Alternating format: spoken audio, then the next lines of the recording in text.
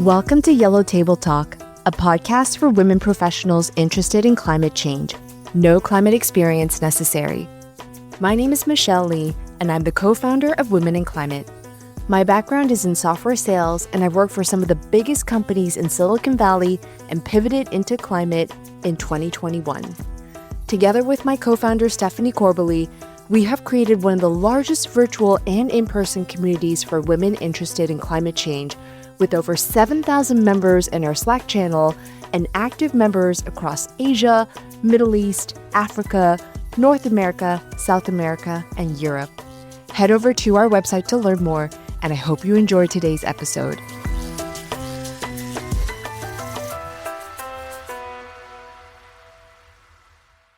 All right, today I'm here with Jasleen Jawanda, who currently resides in the Arctic region of Canada in Nunavut and is an ocean habitat biologist with Fisheries and Ocean Canada.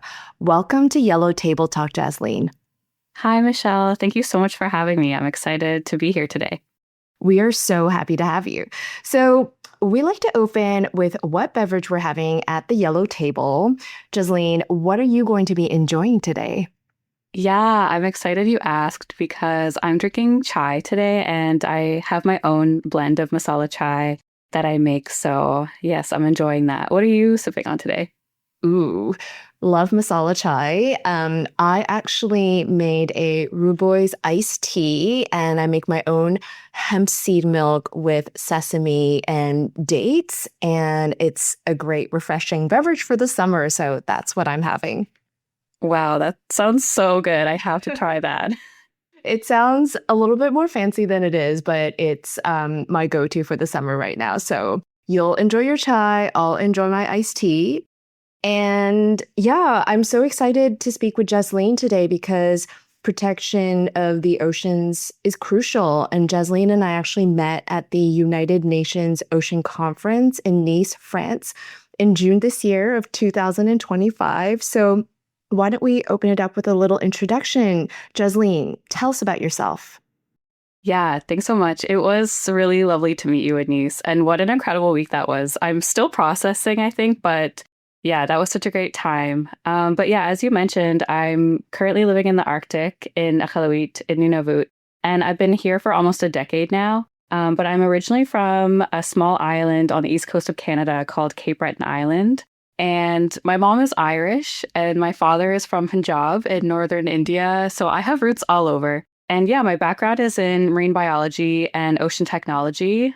A lot of my work has centered around climate change in the ocean, as well as research and working on research vessels.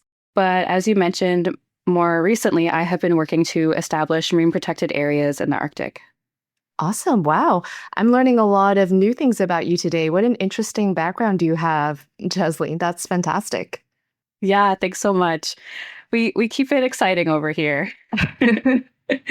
So I don't know that many people know what fisheries or Fisheries Canada, like what people do for work there. So tell us what your work at Fisheries Canada looks like. Yeah, there's lots of different kinds of roles that Fisheries and Oceans Canada has a mandate to work on. But my current role is really dynamic and it actually feels very political. So in my role, I work with a lot of governments, both federally and territorial governments, because I live in Nunavut, which is a territory in Canada.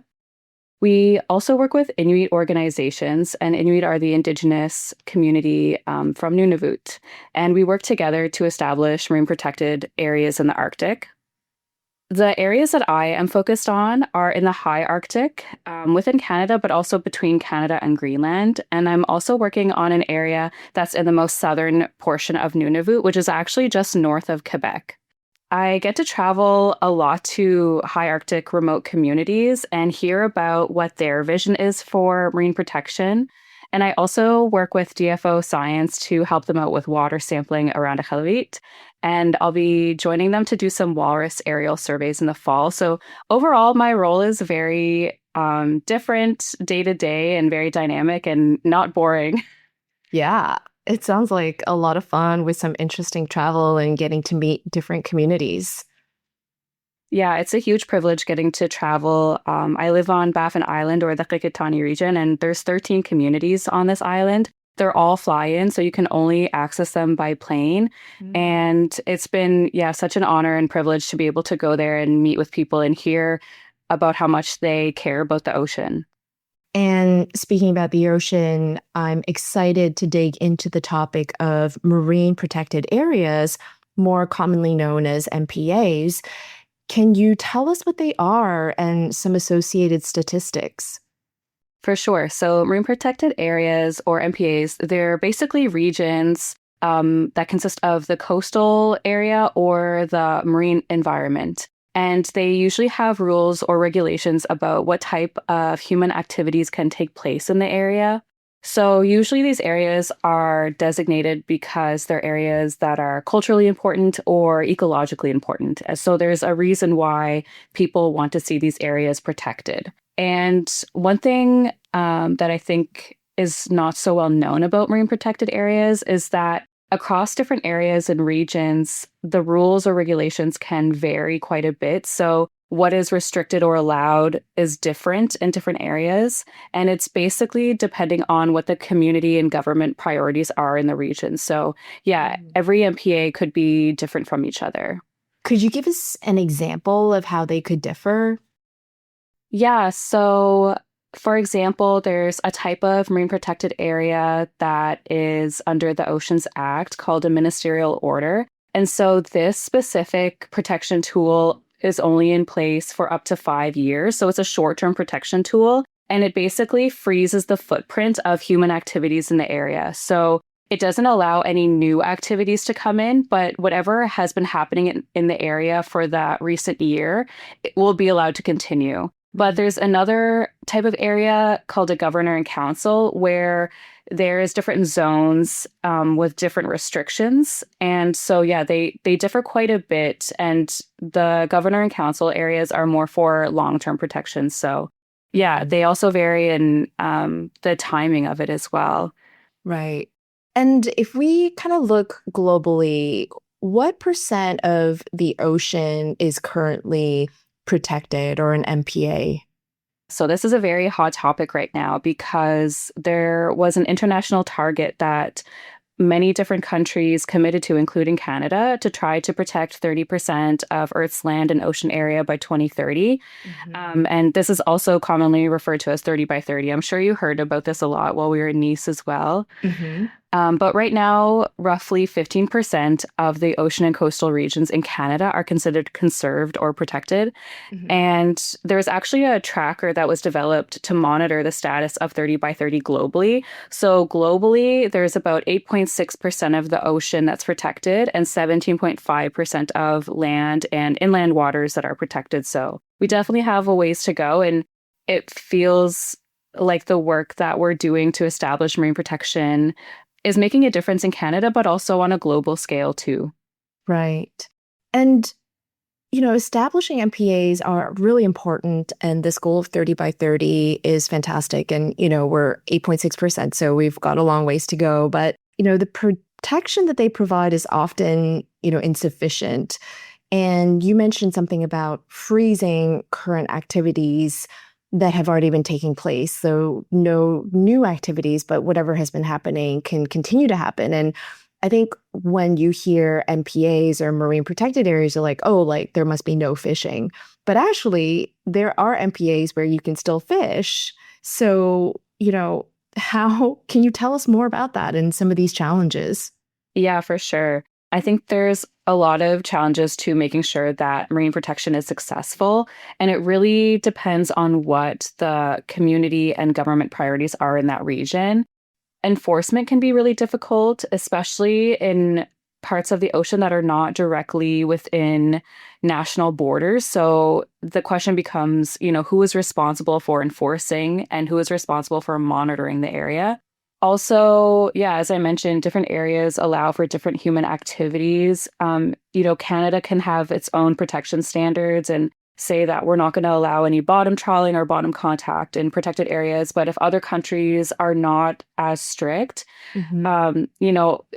it does create some sort of question about how meaningful or how much of an impact does protection have? Mhm. And while we were in Nice, I focused a lot of my energy and time to hearing from people speak from other countries around the world who have seen marine protection tools come into place, but hearing some of the challenges and the difficulties and also some of the wins that they've experienced has really given me a lot of perspective and understanding of how we're doing in Canada and how we can learn from them. And I also shared a lot of our wins as well and solutions we have found to challenges. So it was a really amazing time to exchange and get a bigger picture perspective on that. Which is why having these conferences and having everyone gather in one place can be very productive. Yes, definitely. I really try to take advantage of being able to have proximity to people who are on totally opposite corners of the world. I was really fortunate to take part in an Indigenous forum about how to engage Indigenous communities in the ocean decade and hearing about how some of the countries have challenged policies in their own country to advance marine protection was so inspiring. And it was an amazing experience to hear them. Love that. And just for the audience, the United Nations Ocean Conference is not a conference that takes place every year like COP. It takes place every other year. Is that right? Yeah, I believe so. Okay. So it'll be another 2 years for the next Until one. the next one, yeah.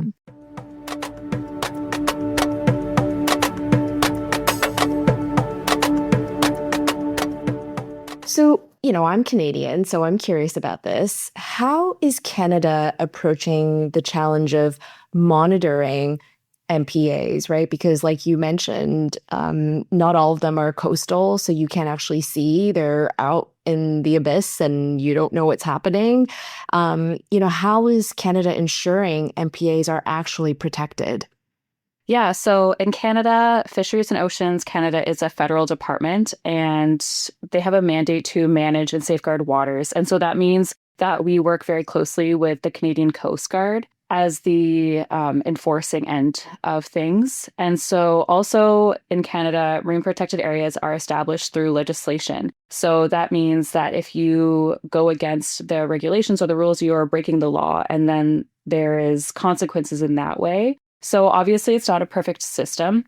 I think technology and satellite has been helping a lot now with how we track vessels at sea and better understand what's happening in the ocean.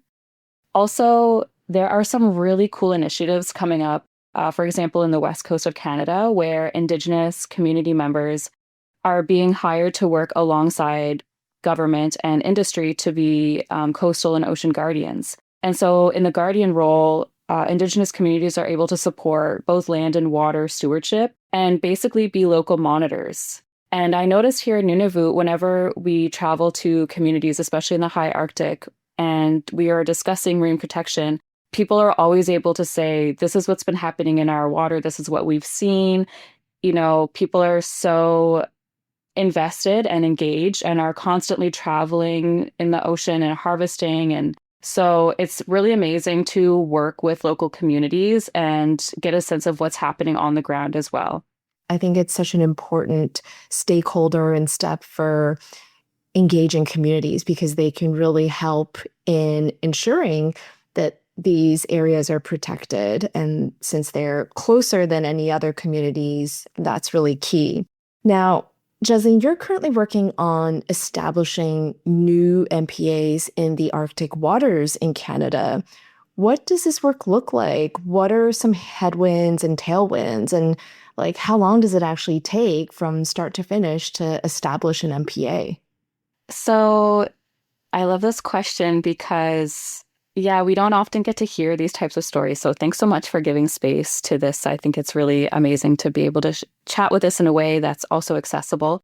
But Canada has the largest coastline in the world. So people really care about what happens in the ocean. And that's what I've been coming to see working in this space. Within Nunavut, without community support, some marine protected areas can not be established. So a lot of work goes into relationship building and actually going to the communities and visiting with them and conducting not just consultation, but meaningful consultation and having Inuit partners be the ones who decide what meaningful means and looks like.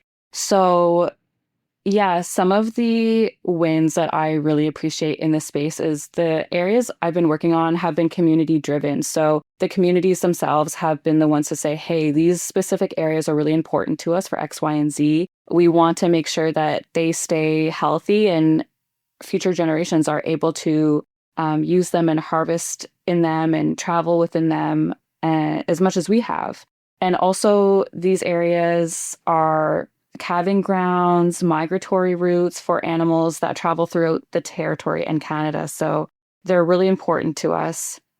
It's been amazing to hear from communities how deeply they care about these regions and also wanting to balance, marine protection with economic development and finding what those blue economies can look like. Mhm. A lot of new initiatives that are happening in the region are based through our Inuit partners. They want to see a shift from the more traditional marine protected areas to Indigenous conserved and protected areas with more Inuit-led initiatives. So that's been really exciting. We want to make sure that communities feel seen in this work, but also that they have space for economic independence that they want to see. We want to make sure shipping can still happen safely and people have access to safety and all the goods that they need. So I find finding that balance is really important and it's all driven by relationship building. And from start to finish, like, can you put your thumb on how long it might take to establish an MPA? It depends on which protection tool you're going with. So right now, the areas that I've been working on, we first are trying to establish them as ministerial order marine protected areas, which gives us short-term protection of 5 years. In order to establish the ministerial order, it's taken, I would say, like 2 to 3 years. Discussions have been going on for much longer, but the formal establishment process, I would say like 2 years for the short-term protection tool. And then that 5 years gives us time to better understand the area, understand the activities that are going on right now, activities that are planned in the future, hearing from communities of what do you want to see long-term? What do you want to see restricted long-term? What do you want to see allowed long-term? And finding the right protection tool to meet those needs and accommodate that, but also being mindful of conservation and having it really rooted in conservation. So Mhm. yeah, it varies depending on the tool, but it can be quite a long process. Right. And how many marine protected areas do you personally work on at like one time? Do you have a portfolio, so to speak? Yeah, it depends on a lot of things, but right now I'm focusing on three, and one is more advanced in the process of establishment, and a lot of work has been done prior to me joining the file. And then the other two are kind of being established together. In a way, they're very different areas and very geographically different, but the process of establishing them are kind of being rolled as a package. So I think in that way, we're trying to find efficiencies. I do find our team is really efficiency driven. We are very mindful of the global targets and we're driven by that. And that's been really amazing to work within and figure out how we can adapt and meet those targets. That's super interesting. Like three in your portfolio, one that's a little bit more mature, and then two that are a little bit newer. Is that right? Yeah. Right. For the one that's mature, Jasleen, I'm curious, like how long has that MPA been around, and have you been able to see changes as a result of the protection? And like, what do you even use to measure? What are some KPIs that you track? This is, I think, one of the biggest challenges for those of us who work in this space is how can we show Canadians the success of these areas because it's not so cut and dry. One of the biggest challenges that we face is climate change, of course, and especially areas in the high Arctic, we are seeing massive ice melting happening.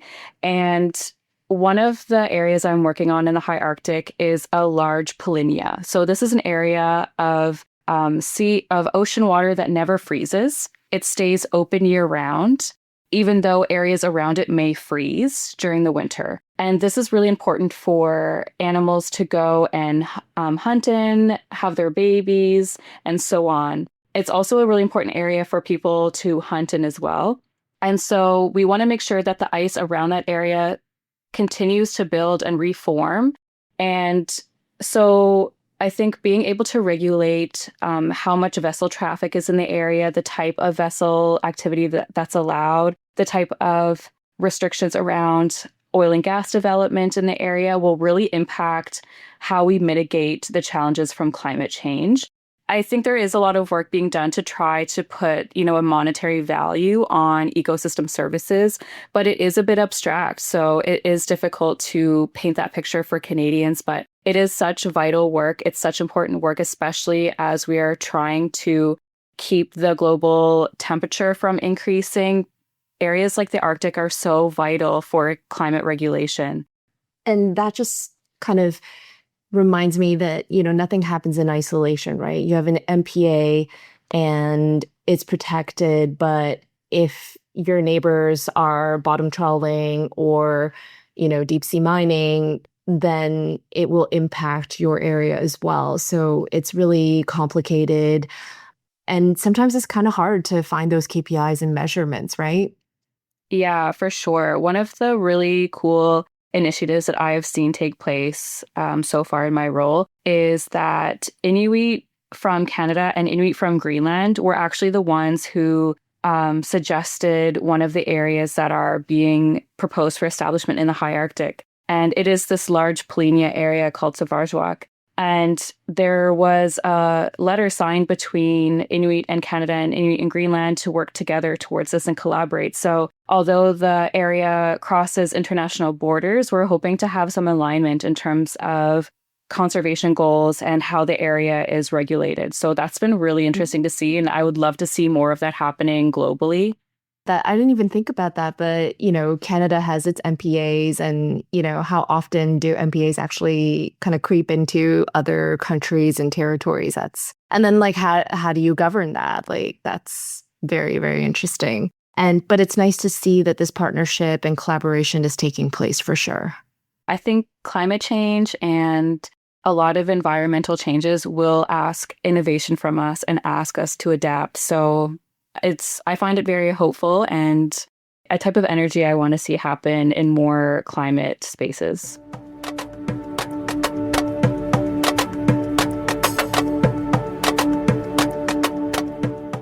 I think most of our listeners will feel pretty removed from ocean policy, but is there something that they can actually do to support the establishment of more MPAs and ensure that they are actually protected? How can just regular civilians do that in Canada or maybe in other countries?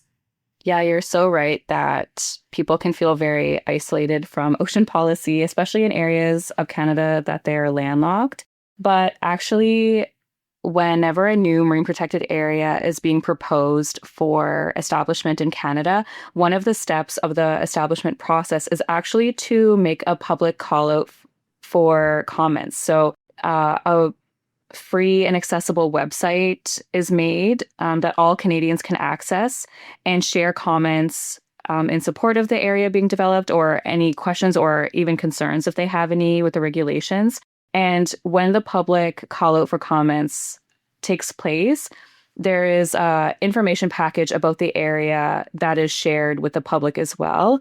In terms of consultation, what the regulations would be, what the area looks like, and the reasoning behind the protection. So whenever a new site is announced, people can share their comments on that. And you can follow Fisheries and Oceans Canada to see when they announce those public comment periods. Right now, there's actually an open call out for public comment to discuss how to improve the way that we prevent and respond to marine pollution incidents. And you can access that at letstalktransportation.ca. Wouldn't have thought that would be the URL for this.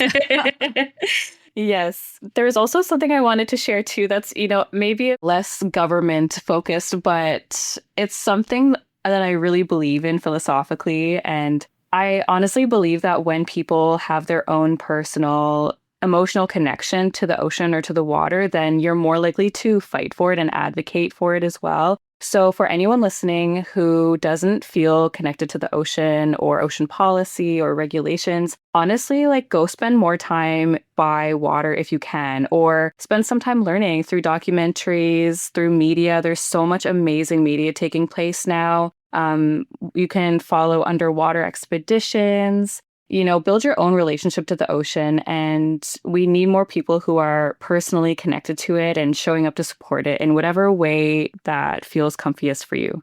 And, I don't want to speak for everyone, but I do feel like people do love water, do love the ocean. They love beaches, they love marine life, they love corals. So maybe that's a good place to start. And there's a lot to learn about when it comes to the ocean and the huge role that it plays in climate change. But most people don't know, what is a current, what is stratification, what is upwelling, downwelling.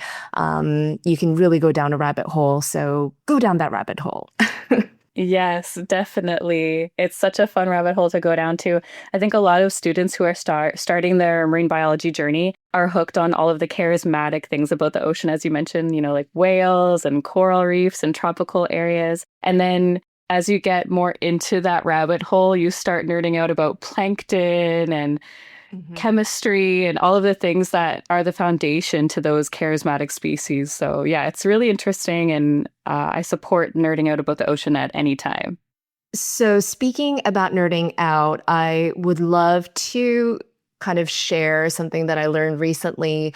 I get a lot of ocean content on my Instagram feed because I care about it, and I share a lot of stories on what's happening in the ocean because these organisms don't have a voice. So I kind of feel called to do that. But I was scrolling this particular piece of content talking about the different layers of the ocean. So you've got the top layer, which has, warmer temperatures, lots of light, lots of oxygen. And as you go deeper into the ocean, the pressure changes, the amount of light that comes in changes. And when you're in the deep, deep, deep ocean, the way that the animals have evolved is just fascinating. Like they don't spend a lot of their energy on things like eyes, right? Because like they can't see. So what is the need for eyes? But instead, evolution has then given them different sets of senses so that they can find food and find mates. And there's this one fish, I think it's the anglerfish, that when they find a mate, they actually fuse together and become one because it is so hard to find like in the deep ocean that once they find each other, they just stick together. And I think it's probably for life. Have you heard of this? Yes, this is amazing. The anglerfish was making rounds on the internet this year. But yeah, when the males find the females, which are much larger than the male will fuse to the female and basically, provide the sperm and fertilization, but also the nutrients from his body. Mm-hmm. Yeah, it's definitely for life. It's a one shot, and yeah, I appreciate the commitment though. The just commitment that nature has given to this couple here. And I mean, there's so many other examples of for example, seahorse, right? The males actually give birth, just mind blowing that evolution happened that way. So go down those rabbit holes is what we're trying to say. Yes, there are some amazing and weird and strange creatures. I absolutely love to see it. Right. So to kind of wrap up our conversation on MPAs, what is some helpful vocabulary to have in your back pocket if you're working in the MPA space? I've been seeing a lot of discussion about marine spatial planning and MPAs. So, marine spatial planning, or MSP, is very different from MPAs. So, marine protected areas are more related to protection in the ocean, but marine spatial planning refers to planning social activities, like human activities, development activities, protective activities. It's a lot more broad and encompasses a lot more priorities than just marine protection. And I think sometimes the two terms can be confused, but they are very different and refer to different things. So, yeah, that's some terminology. Also, networks. So, marine protected areas, I think it's widely believed that marine protected areas have more of an impact when they're in a network together rather than being isolated and far apart from each other. So, yeah, you might see marine protected areas or networks of protected areas, and that's something to also keep in mind. Yeah, that's a new one for me too. Both of them, actually. So thank you for sharing that.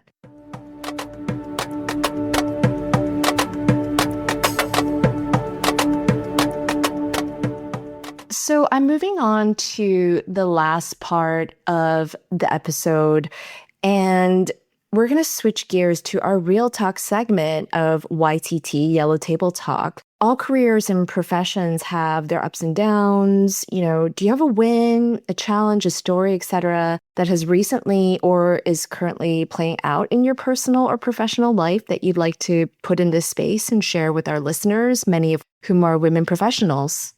I appreciate you making space for this segment of the show. I think it's really important, especially in this age of social media where everyone is just seeing all of the highlight reels and nobody is really discussing the vulnerability behind what it takes to chase after things that are important to you. So, one of the things that has been coming up for me lately is, I've grown up next to the ocean and I've always lived next to the ocean.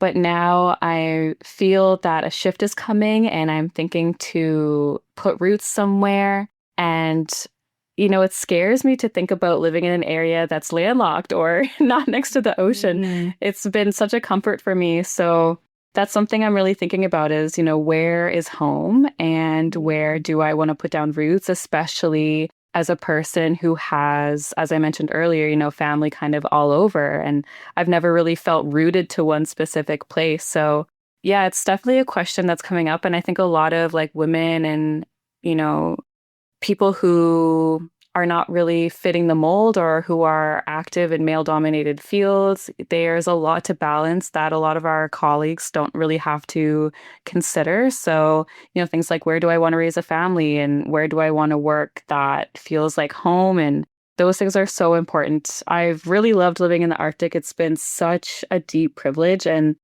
learning the Arctic Ocean and how the ecosystems function here and what life looks like here has been so amazing. And yeah, I'm just thinking about what's next, but I'll definitely keep you updated.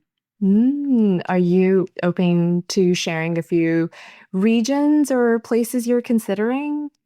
I feel that a lot of my life, well, all of my working and academic life has been centered around the ocean, but I also have other interests. I really like to play music and produce music, and especially, yeah, using different cultural sounds from around the world and bringing them to life in new ways. So, being in the Arctic, I've had some amazing opportunities to pursue that creative side of me as well. But I feel I'm turning down a lot of opportunities because they're based more in Toronto and Montreal and more city centers. So I feel drawn to areas where I can pursue my creative side a little bit as well. But the ocean will always be in my heart and I will never stop fighting for the ocean. And I do plan to continue work in this field. I just want to be able to balance it a little bit more. So yeah, maybe Montreal or Toronto, you'll see me popping up, but hopefully I'll still be able to come visit the North. And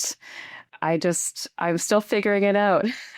Yeah. And thank you so much for putting this topic into the space here. And I think I recently went through something similar myself. I just moved back to Toronto after 12 years abroad, and where is home? I don't even really know. Like, I think it's Canada. I know for sure it is Canada, but I've lived in some amazing places, and like they feel like home too. So I totally hear you.